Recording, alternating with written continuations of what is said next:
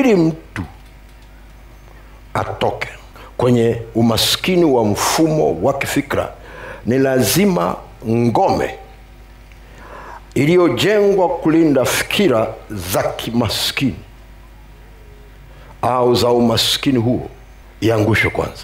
Wakorintho wa pili ile sura ya 10 mstari wa 3 mpaka wa 5 anasema, ingawa tunaenenda katika mwili, hatufanyi vita kwa jinsi ya mwili, maana silaha za vita vyetu si za mwili, bali zina uwezo katika Mungu hata kuangusha ngome, tukiangusha mawazo na kila kitu kilichoinuka kijiinuacho juu ya elimu ya Mungu, na tukiteka nyara kila fikra ipate kumtii Kristo. Ule mstari wa 3 na wa 4 unapoanza unatuonyesha wazi kabisa kwamba fikra ni uwanja wa mapambano ya kiroho. Ni uwanja wa mapambano ya kiroho, sio wa kimwili, wa kiroho. Hatupambani hapa kwa jinsi ya mwili. Silaha zetu zina uwezo katika Mungu hata kuangusha ngome. Anazungumzia juu ya vita vya kiroho vinavyopiganwa kwenye fikra. Vinapiganwa kwenye fikra. Kwa nini Mungu anakupa silaha, anakupa uwezo wake? Ni kwa ajili uweze kupenya kwenye hiyo ngome ambayo adui ameweka ngome hapo, kwa ajili ya kuzuia usije ukafikia fikra ukazitumia jinsi Mungu anavyotaka. Okay, ngoja tuingie ndani kidogo. Maandiko yanasema kuangusha ngome, alafu anasema tukiangusha. Kwa lugha nyingine anasema tukiangusha ngome. Ile ndani ya ngome kuna vitu vinavyotakiwa viangushwe. Cha kwanza anachozungumza ni juu ya mawazo, na utaona sentensi ilivyowekwa, imewekwa kwa staili ya ajabu sana. Kila kijiinuacho juu ya elimu ya Mungu. Kwa hiyo ukirudi utaona kabisa ile ngome imekaa kwa namna ambavyo kazi yake ni kuzuia usije ukafikia kile kitu ambacho kinatumika kwa ajili ya kukandamiza kile cha Mungu na kukizuia. Cha kwanza anasema tukiangusha mawazo. Mawazo gani? Yanayoinuka juu ya elimu ya Mungu. Mawazo yanayoinuka juu ya. Ukisema mtu ameniinukia, maana yake ameinuka kupambana na wewe kwa ajili ya kukuzuia au kukukwamisha au kukurudisha nyuma kabisa. Ukisema mtu ameniinukia. Kwa hiyo anapozungumza juu ya mawazo yaliyoinuka juu ya, maana yake ni mawazo ambayo yanaingia ndani yako kupambana na wazo la Mungu. Jana nilikwambia Isaya 55 ule mstari wa 8. Mungu anazungumza anasema, maana mawazo yangu si mawazo yenu. Ameanzia wapi? Ameanzia kwenye mstari wa 5, anasema mtafuteni Bwana maadamu anapatikana.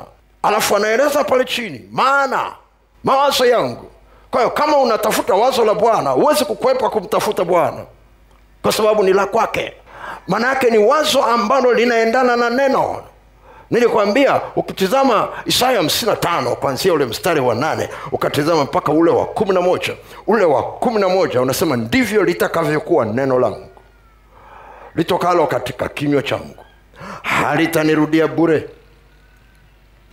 bali litafanikiwa katika kila jambo nalolituma kufanya. Bwana Yesu asifiwe. Kwa hiyo maana yake huwezi kutenganisha wazo la Mungu na neno la Mungu. Wazo la Mungu na neno la Mungu. Ndio maana ukisoma maandiko, nafsi yako na fikra zako lazima zifanye kazi ya kumeng'enyua lile neno upate wazo linalokuhusu wewe binafsi. La sivyo imani haiko. Imani lazima ichukue kitu toka ndani ya neno ambacho kinakuwa ni cha kwako binafsi, personal.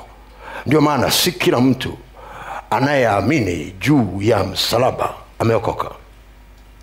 Wengine hawajasikia ninachosema. Watu wengi sana wanazungumza, sisi tunaamini juu ya msalaba, na wanasherehekea na Pasaka. Kwa nini hawajaokoka? Imani isipokuwa na matendo, it is dead. Imekufa. Kama unaamini ya kwamba alikufa akafufuka na Mungu alimfufua kutoka kwa wafu, Biblia inasema utaokoka. Kwa lazima uchukue hatua. Bali wale wote waliompokea aliwapa uwezo wa kufanyika kuwa watoto wa Mungu, lazima umpokee. Lazima imani yako ikusukume kuweka kwenye matendo, upate kumkaribisha ndani ya moyo wako ili uweze kupata kitu kutoka kwa Mungu. Kwa haitoshi kusema unaamini msalaba, haitoshi kusema unaamini neno la Bwana kama halitakusukuma kuweka imani kwenye matendo. Waebrania 11 mstari wa 1 inasema, basi imani ni kuwa na hakika ya mambo yatarajiwayo, ni bayana ya mambo yasiyoonekana. Basi imani ni uhakika wa mambo yatarajiwayo. Imani ndio inayotenganisha hali za wasomaji wa Biblia. Imani ndio inayotenganisha hali za watu wanaokuja kanisani, kwa sababu si kila mtu atachukua lile neno kwa ni la kwake. Hujawahi kuona anasikiliza neno anasema, yani leo fulani angekuepo. Ulimsikia mhubiri alipokuwa anasema namna hii, nilichungulia nione kama fulani yupo. Kwa sababu anapanchi lile neno analipeleka kwa mtu mwingine. Kwa hiyo anamaliza mahubiri hapati kitu cha kwake.